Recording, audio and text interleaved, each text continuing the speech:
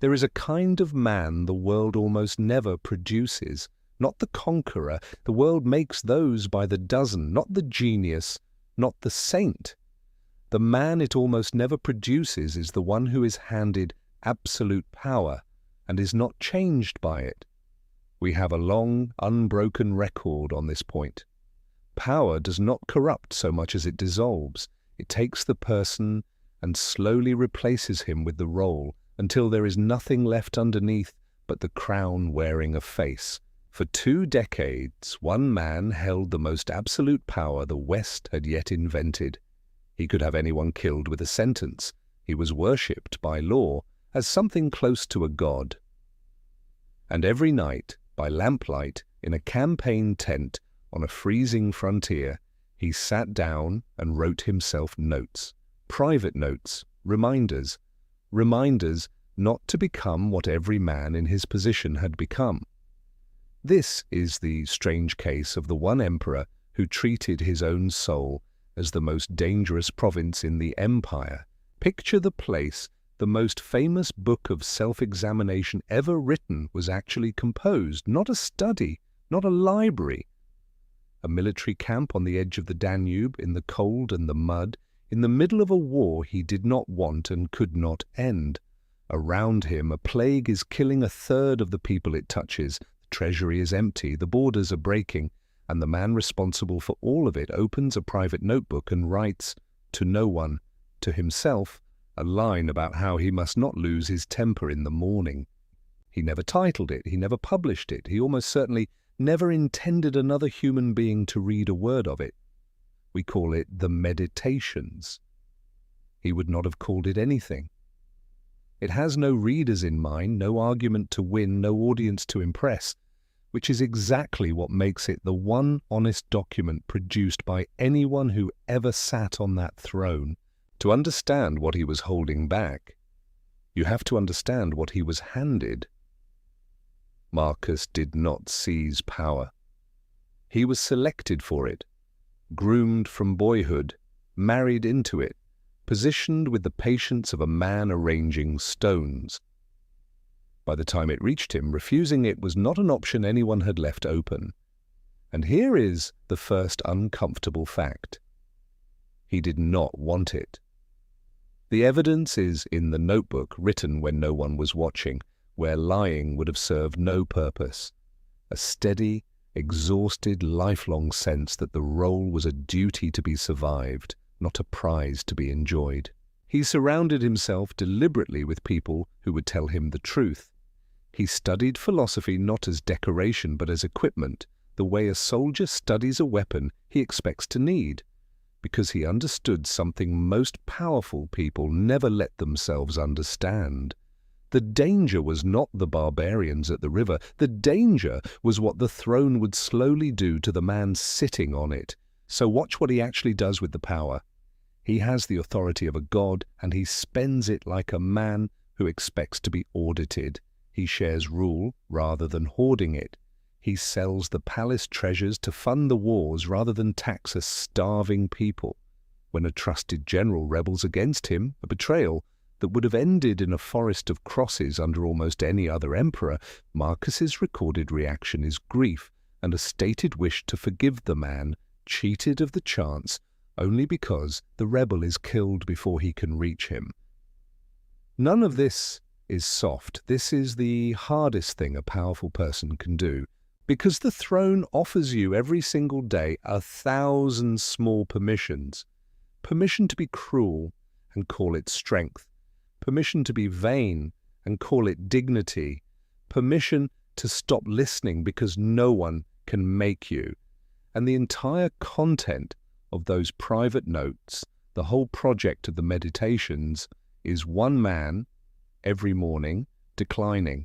That is the move, not winning a battle, declining a permission that no one would have blamed him for taking. And here the standard story has to be put down because it gets him exactly backward. We are told the Meditations is a book of wisdom, a serene philosopher, having mastered himself, handing down his calm to the rest of us. Read it that way and you have missed the entire point. It is not the record of a man who has mastered himself. It is the record of a man who has to do it again every day.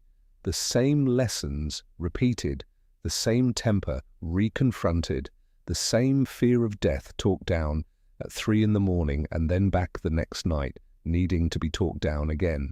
It is not a victory monument, it is a maintenance log. The serenity people quote from it is not a state he reached, it is the thing he was reaching for over and over, losing his grip and reaching again for 30 years until he died. We think greatness is something you arrive at. His whole life is the quiet, devastating evidence that for the rare few who actually approach it, greatness is not a destination at all. It is a discipline you never get to stop performing. And now the part that the inspirational version always leaves out, because it is the part that tells you what self-mastery can and cannot do. Marcus governed an empire. He governed himself, which is harder and rarer, and he did it under conditions that would have broken almost anyone. There was one thing all of that mastery could not reach: his son. Commodus inherited the most carefully governed power in Roman history from the most carefully governed man in Roman history, and became a byword for everything his father had spent his life declining. Vain where Marcus was modest, cruel where Marcus was restrained, a man who fought in the arena dressed as a god, while the empire his father held together by sheer will began under him to come apart. The best man ever to hold the throne produced and raised and handed the world to one of the worst. And the notebook has no answer for it. All that philosophy could perfect a single soul. It could not transmit itself even one generation, even to a child he loved. You can rule yourself completely and still be powerless over the one thing that outlives you. So what do we actually do with him? Because every other figure in this series wanted something more. More land, more glory, more permanence. Greatness, for almost everyone who has ever been called great, is a kind of addition, the relentless gathering of more world into yourself. Marcus is the one who runs the other direction. His whole life is subtraction, the daily removal of the ego's distortions, the refusal of the permissions, the deliberate, repeated shrinking of the self down to the size of what is actually true. He is the strongest argument we have that the highest form of power is power over the one person you are guaranteed to be standing next to for your entire life. And then, because this channel does not deal in comfort, the harder question: was it freedom, or was it the most refined cage ever built? A man so afraid of what power would do to him that he spent every night of his life standing guard over his own character. Is that mastery, or is that a kind of imprisonment so total that the prisoner built the walls himself from the inside and called them virtue? Perhaps that is the real measure, not how much of the world a person can take, but how much of themselves they can stand to hold still and look at without flinching and without looking away. Marcus looked every night for 30 years, and what the looking could not do, could not save his son, could not heal the empire, could not even finally make him certain he had got it right, is the reason the looking was great. He died in the cold on campaign far from home of the same plague that had haunted his whole reign. He left behind a broken succession, a straining empire, and a son who would squander all of it. And in a box, among a soldier's things, he left the notebook he never meant anyone to find. It is the only thing he made that survived him intact, not the wars, not the borders, not the dynasty, just the private record of a powerful man refusing, one more time, to become what power wanted him to be. We remember the conquerors for what they took. We remember this one for what, every single day, he put down. And we are still not sure whether that made him the freest man who ever held the throne, or only the most beautifully imprisoned.